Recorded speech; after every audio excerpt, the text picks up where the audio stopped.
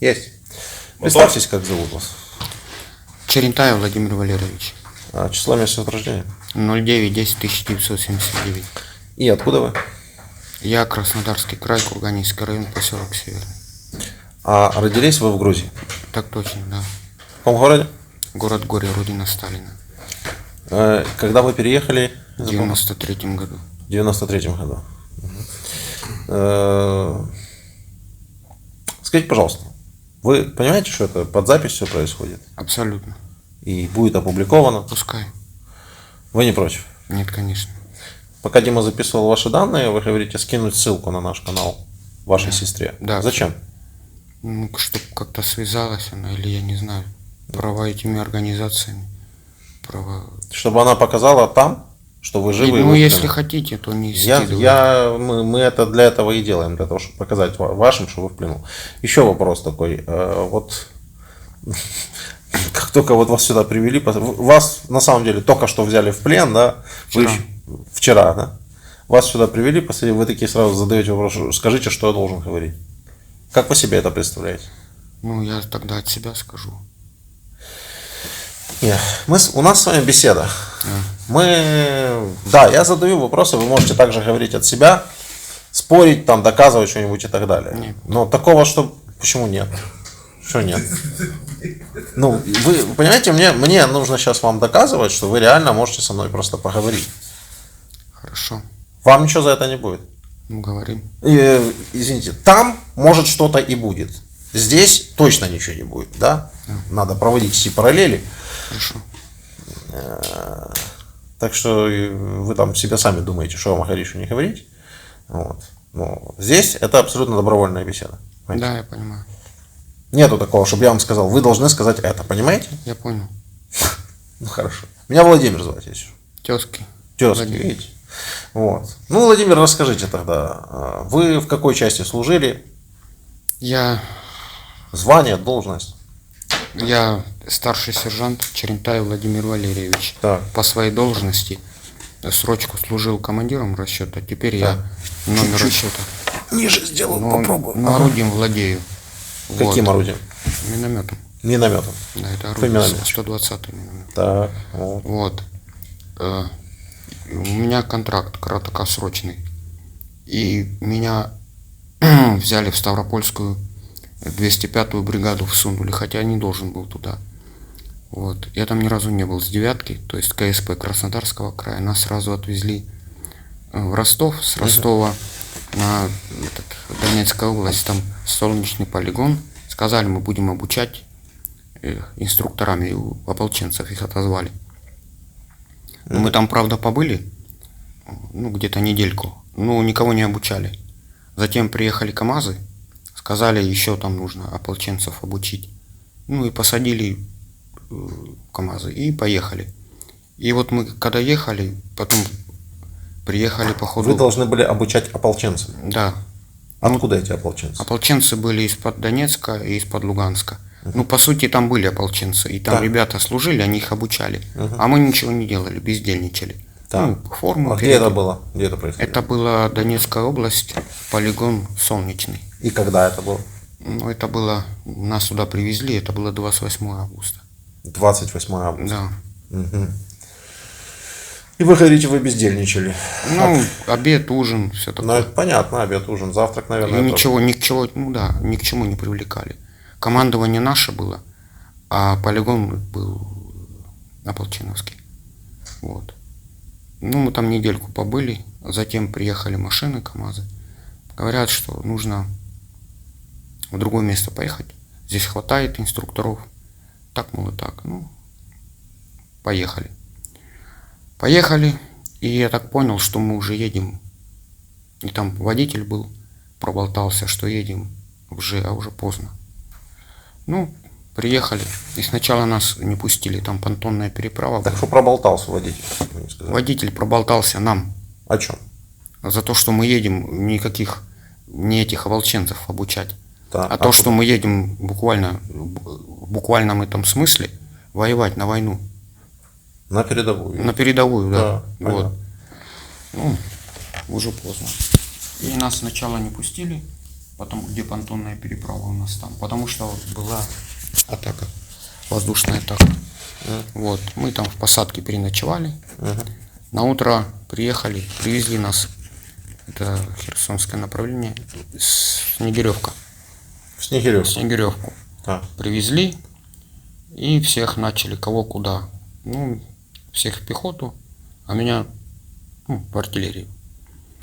Вот. И там мы дислоцировались на элеваторе. И много вас там было? Ну, в нашем подразделении было 47 человек. Но там были еще которые служащие, потом мобилизованные, это в общей сложности. Ну, а в общей сложности на глазок? 47 человек. А кроме вас что, никого не было в Снегиревке? В Снегиревке были еще спецы, были еще. Еще была пехота. Человек 200-300 было наших. Может быть, даже побольше. А какая техника там стояла? Там техники МТЛБ были. Угу. И 2 танка были. Т-72, один взорвали потом. И все. А Сами больше... взорвали? Нет, дроны. Дроны? Да, дроны не кинули, что-то попало в двигатель, сгорело. И была одна БМП подорванная, но она башня работала, стреляла. И вот мы на этой Снегиревке были, на элеваторе. Ну, только стрельбы у нас были. Координаты дадут, мы постреляем. Но миномета недалеко бьет. Вот. Снегиревка большая по масштабу? Ну, я не знаю, по численности. Я думаю, это город, но он маленький городок. Думаю, 20 тысяч, может быть, было бы население в мирное время. Угу. А так, маленький городок. А куда делось мирное население все? Было мирное население. Угу. Потом, когда объявили, что отступать мы будем, они спешно уехали. Но все равно там еще много оставалось мирного населения. Они спешно уехали, это кто? Местные. Как много? Ну, процентов 50-60. 50% города? Ну, Тысяч да. 10 человек уехало? Может быть, меньше. Чуть-чуть. Ну, может быть, столько там не живет, но уехали много. Даже у кого магазин был, магазины были, закрывали, да, уехали. Прям пустынный городок стал.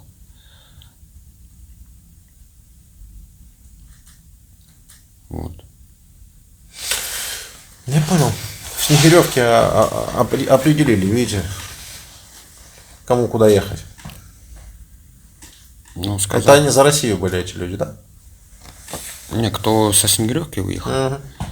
Ну, они, может быть, думали, будут боевые действия, чтобы не погибнуть. К родне уехали. Я их не обсуждаю, людей ваших. Так, а я понял, я же тоже не обсуждаю и не осуждаю, а я пытаюсь понять, куда они уехали. Ну, к родне куда-то. Кто куда. Кто куда разъехал? Да, кто к родне, кто это. Ну, они не расположены, там, мирные жители, к русским. А, так они не расположены все-таки Ну, были к русским? По-разному. Вот в магазине общаешься, вот нормально, а вот рядом, которые живут, как-то нет. Ну, в магазине, я так думаю, что если бы они общались с вами ненормально, ну, они, наверное, просто боялись общаться ненормально. Они же продавцы в магазине. Возможно. Ну, Как думаете, были у них основания для того, чтобы бояться? а нет, вряд ли. Не было оснований? Потому что мало магазинов было, и мы частенько покупали. Мы бы сами, кто бы, если бы так ненормально общался, мы бы сами, наверное, наши с теми как бы разобрались бы. Это я понял, но бояться человека с оружием есть повод? Ну, естественно. Ну, вот. Вам и ответ на вопрос. Естественно. А он продавец, он общается с вами каждый день. Каждый день. Ему нужно вам что-то продавать, он вам продает. Да. А остальные, вы говорите, которые рядом жили, что? Ну, вы как-то так Ну, они приходили. неопределенно сказали. Ну, они приходили, частенько приходили. Хлеб, тушенку давали, сухпайки. Вот, там, пожилые приходили. За 60. Вы давали? Да, за 60 такие. У вас было полно тушенки? Не полно, сухпайков? но галеты были. Галеты много было, сухпайков. Угу. Галеты давали там, маленькие консервы всякие давали. Угу. Ну, такое. Ну, не было. Угу. Вот.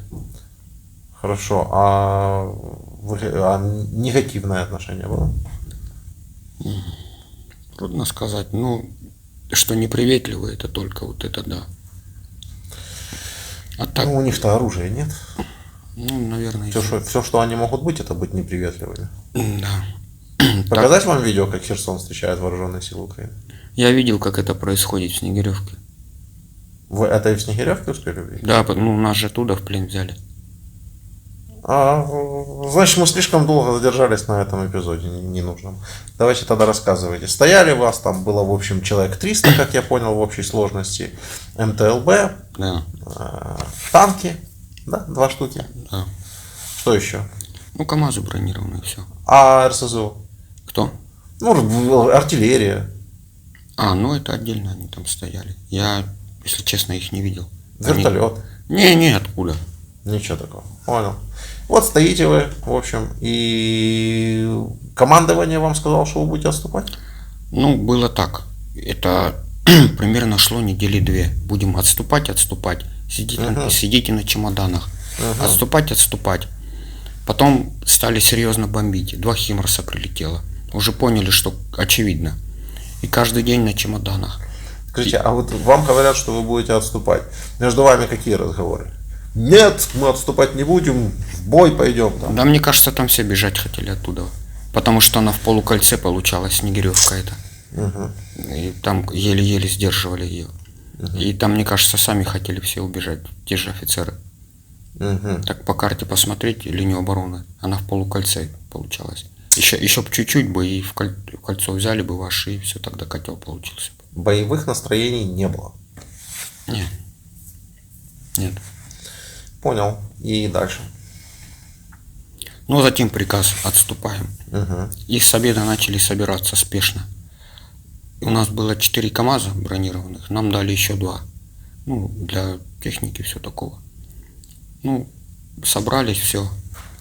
И в 12 ночи начали отступать. Техники было мало, у нас была гражданская машина. И мы с товарищем ехали на гражданской машине. 21-15. Откуда вы взяли гражданскую машину? Гражданскую машину мы взяли у другого подразделения. Они нам они откуда взяли гражданскую? Ну, они, скорее всего, местных купили. Мы купили у них за 50 тысяч рублей, клянусь. Хорошо, пусть будет так. Ну, я купил, вот с другом мы купили за 50 тысяч рублей. Откуда у вас взяли 50 тысяч рублей? Перевели.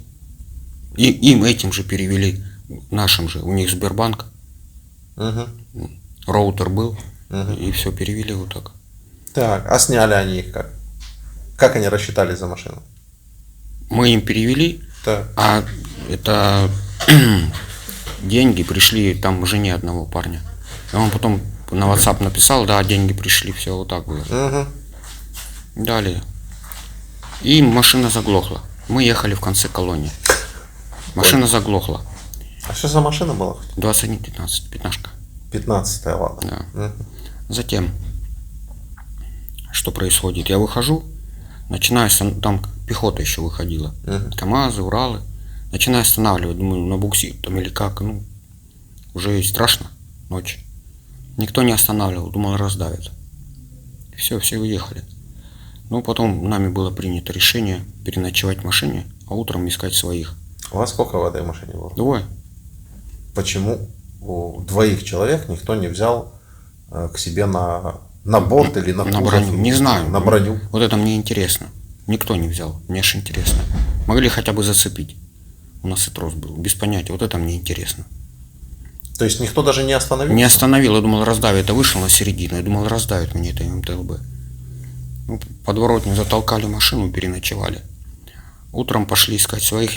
Местные приходят, говорят, никого нету. Вообще русского ни одного нету. Ну, там местные. Вы, говорит, уходите. А то, говорит, придут наши. Ну, нежелательно. И там был по этой улице мужчина, у него Волга была. И они его попросили, говорят, где херсонское направление, вывези их, они пешком там дойдут. Ну, он вывез нас туда, а там мосты взорваны. А в этот вот момент, как люди с вами продолжали общаться? Вы же все еще с оружием ходили? Да. И люди, я так понимаю, они хотели просто, чтобы вы оттуда уехали, да? Чтобы не было никаких проблем. Да. Правильно? Да, абсолютно верно. Ну, затем мосты взорваны. Короче, уже все. Так это же ваши же взорвали. Наши взорвали преступление. Короче, деваться некуда. Вы, Назад. кстати, можете дать какие-то доводы в пользу того, что именно они взрывали мосты? Но это именно они взорвали мосты. Ну, аргументируйте. Почему?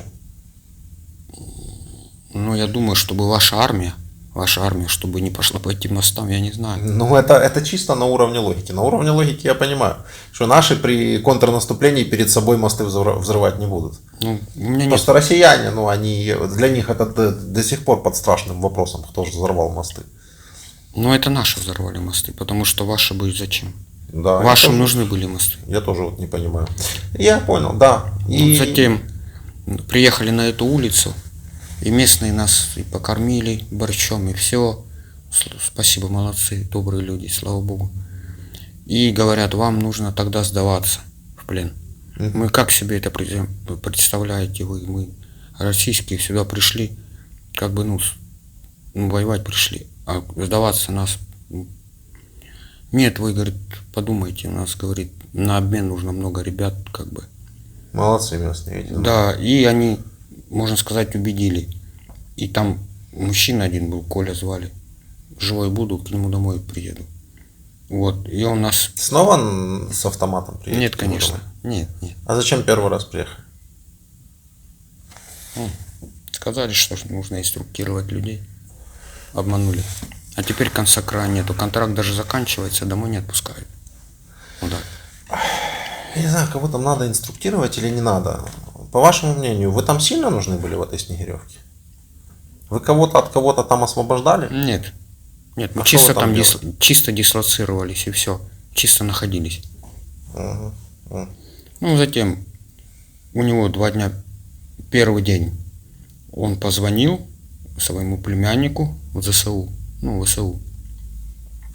И там люди позвонили. Какая разница между ВСУ и ЗСУ? Да, и нам сказали... Какая разница, объясню, люди Потому что это по-украински ЗСУ. Правильно, По Сбройные силы Украины. Вооруженные силы Украины. Да. Вот, затем сказали, что идти нужно там железнодорожный переезд. И мы с этим Колей пошли. Второй пока не согласился сдаваться. Ходил с автоматом. Я автомат оставил у дядь Коли, бронежилет, все, гранату все поставлял. Мы пришли, стояли, они сказали, что не можем сегодня забрать, дороги сильно заминированы. Пускай будет у вас дома, может быть, второго, уговорите. Представляете себе, да? Вот, мы пошли назад. Вас даже в плен сразу не взяли? Не взяли. Иди к дядь Коле, у него переночуй второго. Мы пошли назад, и потом этот второй пришел. И все, и мы переночевали, и потом с обеда уже ваши. А второй откуда пришел? Вы говорите, потом второй пришел. Он там бродил. Он пошел, где мы на этом были. Он все еще думал, сдаваться или не сдаваться, да? Да, наверное. А потом он все-таки понял, что надо сдаваться? Естественно. А почему не хотели сдаваться? Кто? Вы? Вы. Он, в частности. Если за него не могу сказать, за себя могу. Да. Потому что у нас такая пропаганда была, что ваши зверствуют, калечат.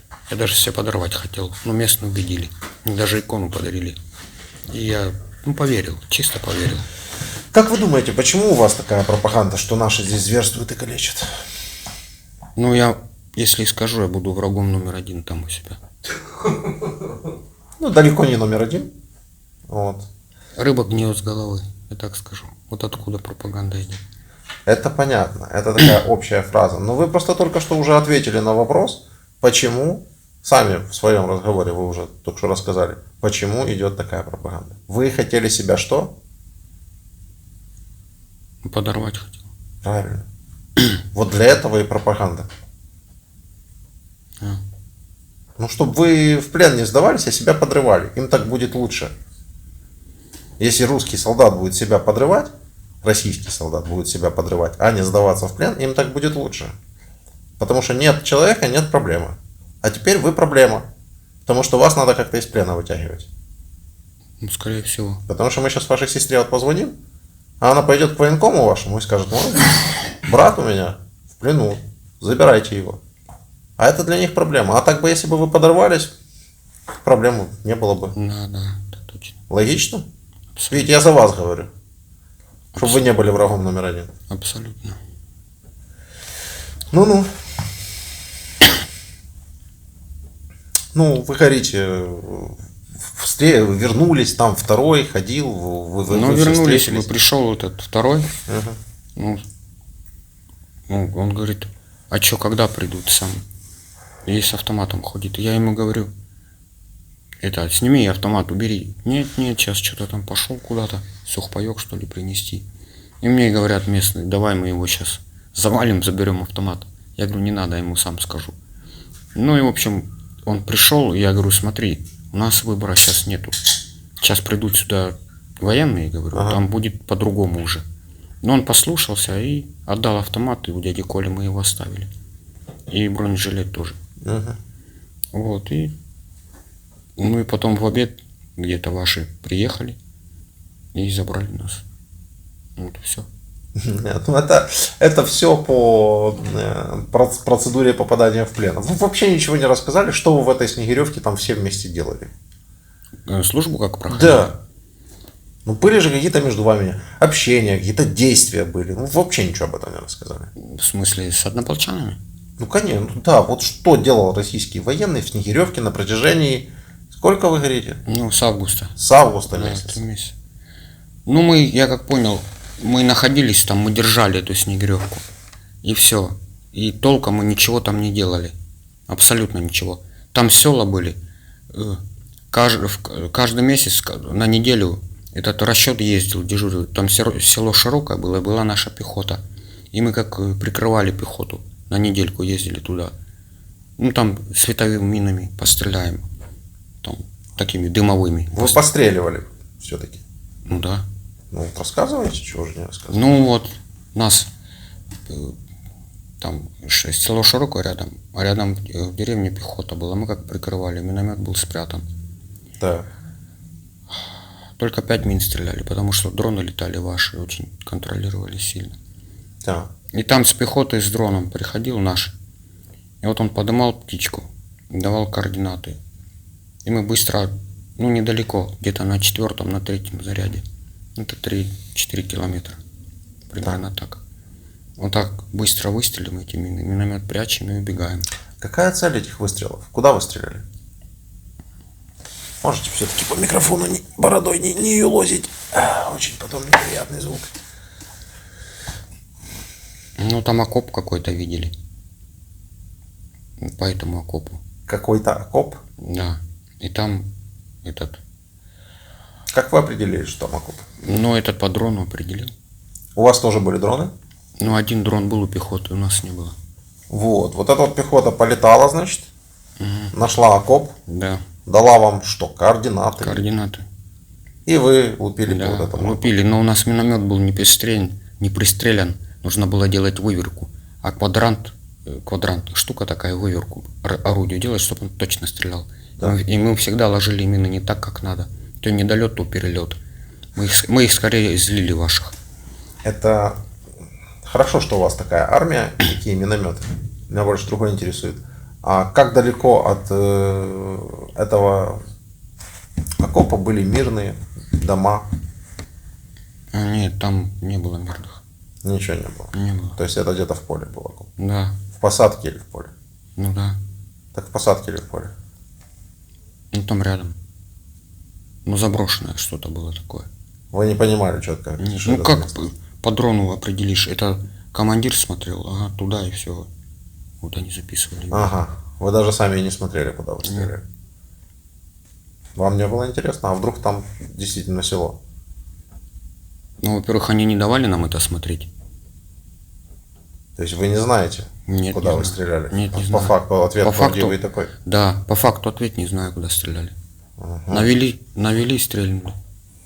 Нет, ну просто это могла быть наводка и вполне на соседнее село. Как раз 3-4 километра вы называете дистанцию. Ну да. Ну, меня-то Вот тебе и да. меня-то палачом не делайте. Я не делаю никого палачами. Вы же видите, что я спрашиваю, как к вам относились местные. Вы говорите, одни нормально, другие ненормально. Ну, я ж все Если спрашиваю. по 10-бальной шкале, то на 7. На 7. Если по 10-бальной шкале. Да, это мы уже прошли, понятно, про шкалу и про все остальное. Вы говорите, видели, как эти же местные встречают ВСУ. Да. Как это было? Ну, слава Украине. с криками. А что вы думаете, они из страха кричат слава Украине? Как? Ну, думаете, они из страха кричат слава Украине? Я думаю, это от радости, потому что украинская армия вступила на свою землю. И вы понимаете, что именно украинскую армию встречают как освободителей? Естественно. А вы в таком случае кто? Но мы, выходит, что захватчики. Или оккупант? Ну, абсолютно одно и то же, почти. Одно и то же, почти, да. Совершенно верно. Ну, в принципе, хорошо, что вы все это понимаете. Дим, давай сестре его звонить, что ли? Дима Миколаевич, давай звонить сестре. Сестра прочитала, но не отвечает на вопросы. Сестра прочитала, но не отвечает на вопрос. А вы что написали? Я скинул вашу фотографию, она в синей галочке, но она на вопрос. Давай дадим голосовое записать. Ну, или давай просто позвоним.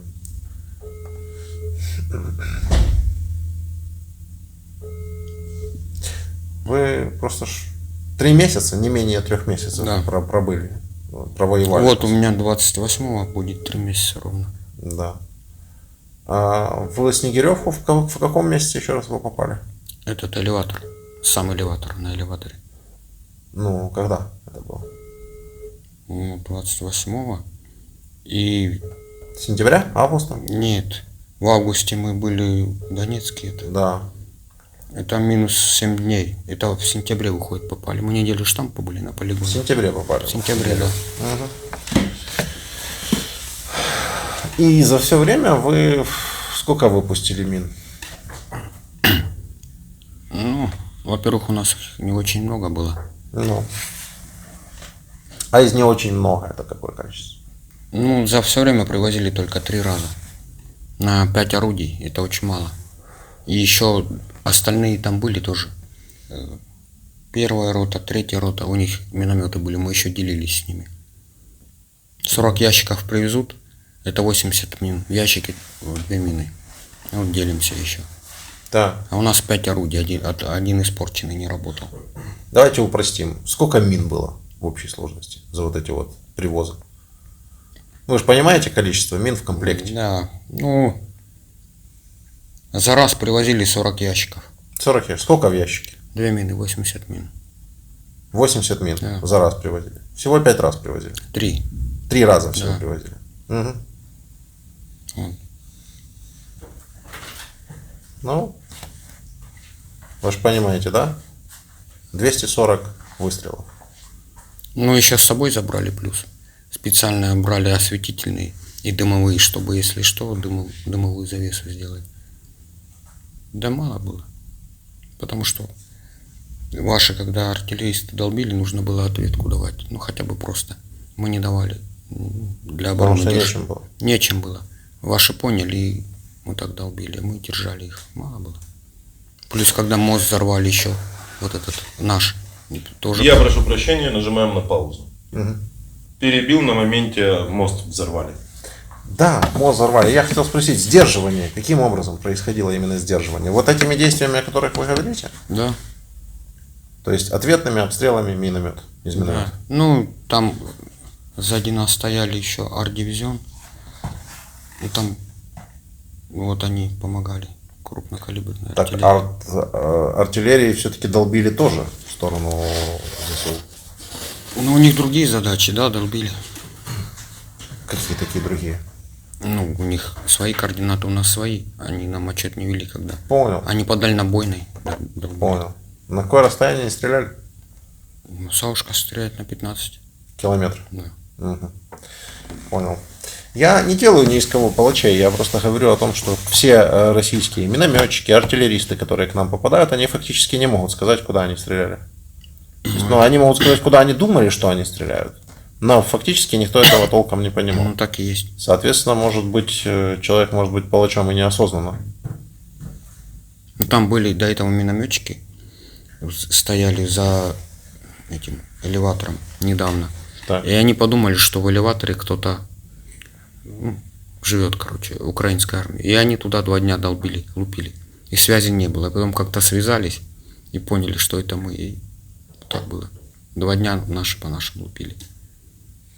2 дня вы были в элеваторе? Да, Ваше подразделение? Да. И там минометчики были, и они по нам лупили. А вы по ним в ответ лупили? Да нет. Чего?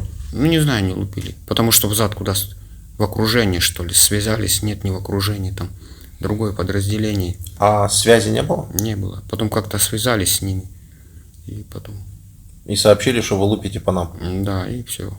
А кто-то пострадал из тех, по кому там лупили? Не, никто не пострадал. Ну, просто мы знаем, сколько мин летит. И как бы выход, и сразу прятались в подвале. Прятались от своих же мин, по сути. Как? Ну, прятались от своих же мин. Да, по сути, от своих. А что у вас за проблемы со связью? Вот Дмитро Николаевич говорит, что вас специально ее лишают. Связи какой? Мобильной? Вообще любой. Между подразделениями. Ну, связь плохая. Там у нас спецы были, у них была зашифрованная связь. Хорошая, а у нас... Не, ну тут такое, когда вам надо было купить машину, вы даже нашли возможности перевести деньги и все такое прочее. А набрать туда и сказать, что вы по нам лупите, такой возможности никак. Кому нет. набрать? Тому подразделению, которое по Ну, вам я же не бьет. командир. А командир? Ну, командир это должен был заниматься. Но не занимался. Ну, занимались, но как-то через 2 дня это все решилось. 2 дня потребовалось Да. всего лишь. Ну, это, в принципе, довольно быстро, наверное. Понятно. Вот что бы вы могли передать другим россиянам, которые смотрят это видео? Ну, военным или кому? Нет, тем, которых вот мобилизируют, там, призывают там, ехать в Украину. В общем, тех, которых призывают ехать в Украину. В общем, что я хочу сказать. Ребята, как говорится, гладко было на бумаге, даже забыли про овраги. Это совсем не то, о чем вам говорят. Я тоже думал абсолютно по-другому это. Ну, это сугубо мое мнение. Сугубо по вашему мнению, что вы думали? Ну вот что? Ну, я не думал, что здесь боевые действия крупномасштабные. Ну, к августу уже это можно было бы понять. Ну, потом осознал уже, как Ну, уже в полгода, процессе. по сути, война шла.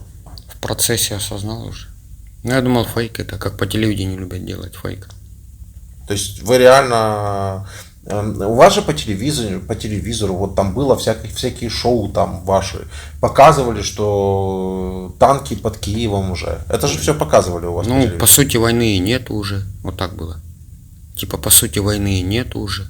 А зачем они ехали под Киев? Что они там забыли? Я без понятия. Ну, вы видели этот эпизод? Или вы его пропустили? Я слышал. Это март. Я слышал за этот эпизод. Ну, февраль-март. Скобеева или что-то такое. шоу. Скобеева, да. 60 минут Да, шоу да, там да. называется. Потом Соловьев вел еще. Да. У меня отец любитель вот Это таких и- шоу, я поэтому волей-неволей слышал, наслышан. Ну, так вы же слышали, что вот Ну, ещё- по сути, войны нету, там уже почти Киев сдался, вот так. Так. А дальше? Ну, дальше, как в процессе сюда устроился, Нет, я не об этом. Киев почти сдался, войны нету. А дальше что, Киев не сдался? ну, по факту нет, конечно. А куда танки делись ваши? Да которые нет. под Киевом были? Нету танков. Я видел только 2 танка. И то не под Киевом, далеко. Нет, я имею в виду из общей информации, которой вы могли владеть, если бы хотели бы ей владеть. Если бы вы следили хотя бы за вашими новостями, они думали, что все фейк. Вот я говорю, 24 февраля пошло вторжение, потом февраль, март, потом наши начали отходить, их начали бить. Их, в принципе, с 24-го начали бить, но потом более активно. Отогнали от Киева, отогнали от Сум, отогнали от Чернигова, отогнали с Харьковского направления. Вы что, это все пропустили? Да. Реально? Как? Ну, я считал, что вообще, что это должно само решать государство. Это его, как бы, должны проводить свою политику. Я и не хотел сначала ехать. Конечно, замечательно, что должно решать само государство, но ваше государство сюда вас отправило на войну. У меня ж не в целях миротворца отправил. Если бы миротворец, я бы договорился, наверное, с людьми. Ну, или я не знаю. Да, но вы же понимаете, что вас не как миротворцы сюда отправили. Да, абсолютно. Очень странные миротворцы, которые еще и друг по другу умудряются при этом при всем стрелять. А что с танком с вашим случилось, вы говорили, танк? Ну, дрон туда кинул гранату. И по двигатель попал, и он сгорел. Дрончик подлетел, скинул гранату? Да. Это же надо как точно. Ну, у вас артиллеристы от Бога. Артиллеристы от Бога. Ну, насчет дронов я первый раз увидел это, а артиллеристы отбывалось. Он что, часто попадали куда-то? Ну, они куда хотели, туда и попадали. Куда нужно, туда и попадали. И куда нужно? Ну, по зданию, например, какому-нибудь. Так. А в здании ваши были? Ну, ваши здания были. Мы там дислоцировались. Нужно им было тогда побить пехоту нашу Да. и, ну, выбить. И повредить технику. И прилетало по зданию, где была ваша пехота. И вот они здание не вредили это, а возле здания ложили, чтобы больше пехоты посечь. Просто вовремя увидели, попрятались. Техника пострадала, посекло серьезно. А вовремя увидели. И так ложили, прям обложили полностью элеватор. Если бы попали, он бы сложился элеватор. Как карточный домик. Они этого не хотели. Им нужно было выбить оттуда. Вот так. То есть, если бы действовали методами, как ваши действовали в Мариуполе, например, или вы об этом тоже ничего не знаете? Знаю, слышал. Вас бы можно было оттуда выбить буквально за несколько дней. Да, конечно. Просто если бы не щадили бы зданий, мирных и все Да. прочее. Да. Так? Так. Просто россияне очень любят рассказывать, что вы же не в полную силу воюете, потому что вы очень сильно всех щадите. Так, При этом... вторая сестра ответила, готова, ждет звонок. Давайте. Первая уже все. При этом Мариуполь сравняли с землей и многие другие города. Слышал.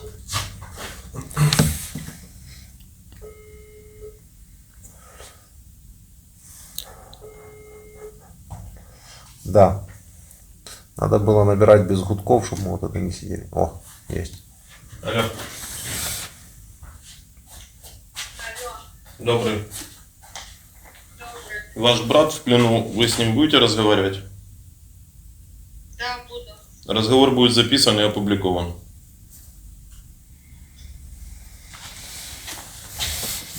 Там выключили камеру, я тоже выключу. Алена. Ой, Алена. Света. Алло, это я, Света. Это, ну чего там? У тебя как дела? Нормально? Вы не говорите, где вы находитесь. Да, где находитесь? Да. Включите вот. камеру у Алло. себя. В общем, я в плену. Она включила? Сейчас, секунду. Да, включи. Да, я видела всё. В общем, я в плену, Свет. Я Алене тоже позвонил, написал. Ну, нужно больше кому сообщить, чтобы, поменяли, короче. Как ты себя чувствуешь? Да Как все ты- хорошо, пальцем никто не трогает, кормит. Все хорошо. Ну, ты что-то... Как там к тебе относятся? Отношения хорошие. Я не ожидал даже такого отношения. И на интервью позвали, и все, говорят, сообщи родным, позвонить. Отношения очень хорошие. Что значит послали? Вот. Тебя там не бьют? Не, пальцем никто не трогал за все время. Вот, кормит, все в порядке. Сколько там вас? Я не знаю толком. Когда вашу роду взяли? Я вчера попал, меня вчера привезли. Вчера? Да, вчера. Это где вас взяли? Ну, где я был, на Это вы можете говорить. Вы только свое местонахождение сейчас. этом, как его зовут, Снегиревка. Там на элеваторе, где мы жили. Березки? Да, мы когда отступали, короче, забыли меня и пацана. А мосты взорваны были. На утро пришла армия украинская. И, короче, взяли в плен наш. Это то, что видео прислали, это правда? То, что я интервью даю, Что ты и с тобой парень, который интервью давал? я не знаю парня, я сейчас интервью давал, да. Вы даете больше. Я сейчас... Не, ну вчера в какой-то машине ты сидел, в какой-то машине ты сидел. У тебя спрашивали про Путина. А, нет. В машине я не сидел, и про Путина у меня точно не спрашивали. Может, вы с завязанными глазами были? Не помните. А, Так, хорошо. наверное. Не знаю. Он с завязанными глазами там был? Завязанными глазами был? Да какая вообще разница? Про что вы говорите? Не, ну, Не знаю, может, Не знаю. Просто если на видео вы, то вы. Мы дипфейки не лепим на пленных. У нас и так хватает их. Владимир. Я не слышу, что говорит рядом мужчина. Дайте я объясню. Добрый день, меня зовут Владимир, я журналист. Я говорю рядом и хотел задать вам вопрос, а с чего вы взяли, что его здесь должны бить там и так далее? Вас очень плохо слышно. Я говорю, с чего вы взяли, что его здесь должны были бить? Я прошу прощения, можно мне с братом поговорить? Я просто на работе нахожусь. Можно мне с братом поговорить, узнать информацию и как быстрее я могу помочь ему? Да, но только я вам лучше могу дать информацию по этому вопросу, потому что ваш брат вряд ли что-то знает об этом.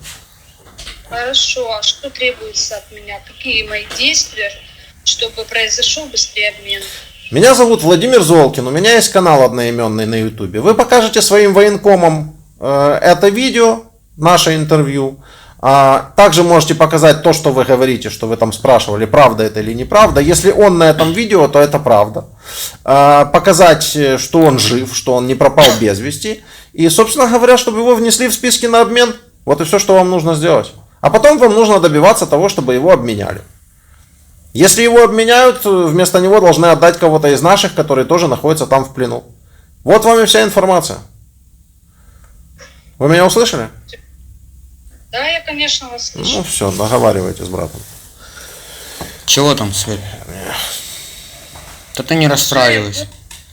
Ты родителям, наверное, пока ничего не говори. Они не помогут, будет только хуже. Родители уже давно все знают. Откуда? Я ж тебе говорю, мы видели видео вчера.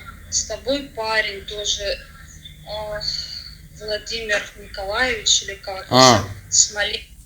Угу. 86-го года. Да, все, понял, да, да, правильно, да. Вот вы там давали видео в машине, вы сидите там или где-то. Да. Еще там про Путина? Угу. Что-то про Путина я там говорил. Вы спрашивали, даете ли вы согласие на это видео, вас никто не принуждал. Ты помнишь такой разговор? Да, было, да. Мы оплатили этого человека жизнью. И как они отнеслись? Ну, это очень долго объяснять. Конечно же, мы все волнуемся. Это я единственное, что могу тебе сказать. Мы обязательно все сделаем, отнесем куда надо. И все остальные действия уже будут задействованы. Саша тоже знает. Будем ходатайствовать, чтобы тебя поскорее вытащили. Давай, Гову. Ты главное держись, мы все тебя любим. Не подавай провокации. Давай, держись, все сделаем. Можно вопрос один? Вопрос к тебе. Что вы имеете в виду под провокациями? Можно вас спросить? Я общалась лично с братом, и я просто хочу, чтобы к нему хорошо относились. Вот и все. Понимаете, в чем история? Ваш брат пришел наших людей убивать в Украину. Мы его взяли в плен, даем вам звонить, а вы еще тут рассказываете про провокации какие-то с нашей стороны. Вы серьезно? Это не слишком ли большая наглость уже, а? Я не хочу с вами пререкаться, я вас услышала. Не, пререкаться со мной вы не можете, потому что я вам не старший по званию. Вы со мной можете просто поговорить. А я хочу до вас донести, до россиян, что вы, ребята, не правы в том, что вы делаете. И не надо сюда ходить людей убивать. И тогда ваши люди не будут в плен попадать, и тогда вы не будете плакать. Вот и все. И у меня нет никакого удовольствия разговаривать с вами и вам это говорить. Нате, договаривайтесь с сестрой. Гого, давай, каргу тыхаю. Все нормально. Я тебя люблю. Я понял. Да, так это нам прислали это видео. Все, давай. Все, понял. Мы заплатили бойцам, кстати, за то, что они вас в плен взяли. Ну, как заплатили? Это небольшое вознаграждение. Сейчас, подожди, да, я включу, людям покажу. Это же коллега ваш, да? Я вот людям покажу, что наша программа работает.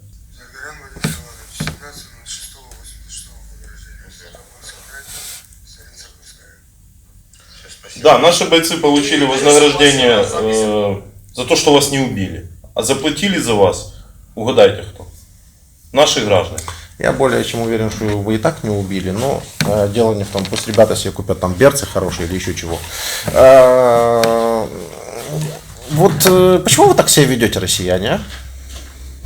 Не знаю. Я не чистый россиянин. Я понимаю, вы вообще из Грузии. Вам вообще стыдно должно быть, если честно. Вы знаете, что Россия делала в Грузии? Я знаю, у меня школу там разбомбили. Школу россияне вам разбомбили. А вы теперь пошли за них другие школы бомбить, другие страны? Я так понимаю, родина там, где живешь. Я не хочу разводить дискуссию про родину. Я говорю о том, что вашу страну, в которой вы жили, россияне бомбили. Да. Потом вы приехали в Россию и поехали бомбить сами другую страну. Выходит так. Я не знаю, родина там, не родина. Помимо родины еще у человека какая-то мораль должна быть, наверное. Вас ведь воспитывали в детстве родители. Книги вы какие-то читали, кино вы какое-то смотрели. Вот оцените действия российской армии с позиции общественной морали. Ну, я не всемирный эксперт, но по-любому неправильно. Да не надо быть никаким всемирным экспертом. Зачем тут быть всемирным экспертом? Одна страна вторгается в другую. Зачем? Ну, какие интересы у них, я не знаю. Ну, жили люди. Ну, Нет, какие жили. интересы? Нет, надо... Ну, какие интересы? Вы же сами уже говорили, что у вас было это все по телевизору, что все Киев сдается. Какие интересы? Захватили бы тогда Киев, то уже и получается, захватили бы и Украину. Нет, так, там такая пропаганда вроде как ваши сами хотят. Ну да, сначала военные... рассказывали, что наши сами хотят. А ваши военные не пускают. Да. Частные компании.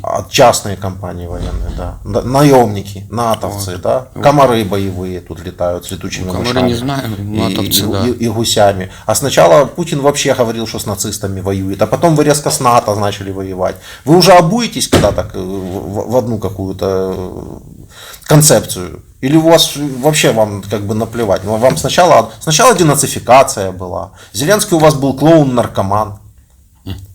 Теперь так смотришь, Зеленский приезжает с бойцами с нашими, разговаривает на передовой.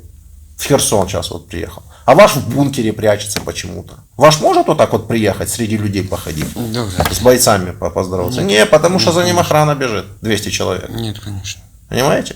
Так кто из них клоун в таком случае? Президент, который защищает свою страну, или президент, который сначала там ерепенился, рассказывал, что я там объявляю спецоперацию, а дальше усрался буквально просто, в буквальном смысле. И 80 тысяч ваших воинов на данный момент кормят червей. Да, мне показывали статистику вашу. Наши тоже погибли, многие. Только хоть понятно за что. За свою землю. Верно. А ваши за что? За что? Неизвестно. Известно. За глупые идеи одного шизоида бункерного. Ваши гибнут люди. Люди гибнут. Я не знаю, как это до вас доносить. Семьи теряют отцов. Дети теряют папу. Жена теряет мужа. Мама теряет сына. И так 80 тысяч раз уже на данный момент. Потому что одному шизоиду захотелось захватить Украину. Не получилось. Да. Теперь надо захватить хотя бы часть, чтобы хоть как-то лицо свое сохранить. Понимаете? Наверное. Хотя от того первого, куда они заходили, да, осталась по сути та часть, которая и так была оккупирована до 24 февраля 2000 в России по факту. Часть Луганской и Донецкой области, Крым. Все, никаких военных успехов, вообще ноль. Ну там пару сел, пару городов еще осталось. Еще.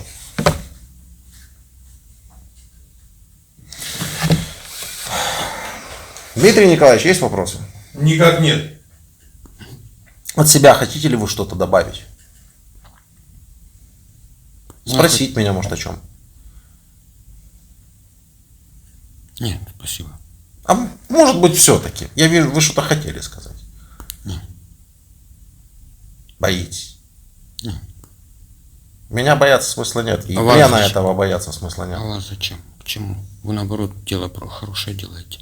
Вы боитесь того, что с вами только будет тогда, когда вы в свой режим вернетесь. А что-то будет со мной. А я не знаю. Мы за это ответственности не несем.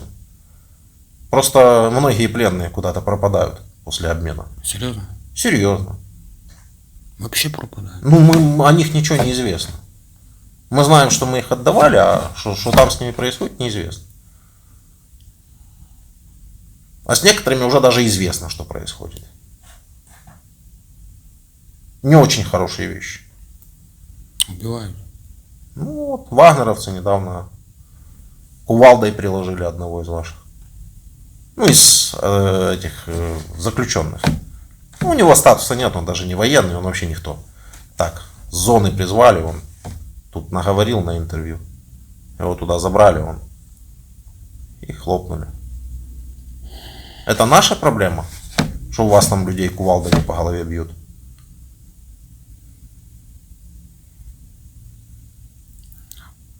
Это ваша проблема. И главное, все, ну человек безнаказан. Все, без суда и следствия, понимаете? Бах, и все, нет человека. И все, и ничего, все нормально. Все россияне хавают. Они нас обвиняют, что мы дали ему на интервью поговорить здесь. Так мы вам даем поговорить, говорите, пожалуйста. Я же вам говорю, здесь вы можете говорить все, что угодно. Вы думаете, что там с вами будет, когда вы вернетесь. Так кто кого освобождает? И от чего самый главный вопрос? Ну, думаю, что... Не знаю. Я думаю, что ваши действия от действий нацистов во Вторую мировую вообще ничем не отличаются. Или отличаются? Давайте вы контраргументируйте, потому что вам же туда возвращаться. Вы должны мне сейчас рассказать о том, что отличаются. Потом вам будут писать в комментариях: молодец, вот это, правильно, видите. Давайте. Ну, в чем отличие? Подумайте. Не знаю. Не знаете. Ну, в таком случае, все. И of course. Ну, сестра такая дерзкая. Дерзко, дерзко.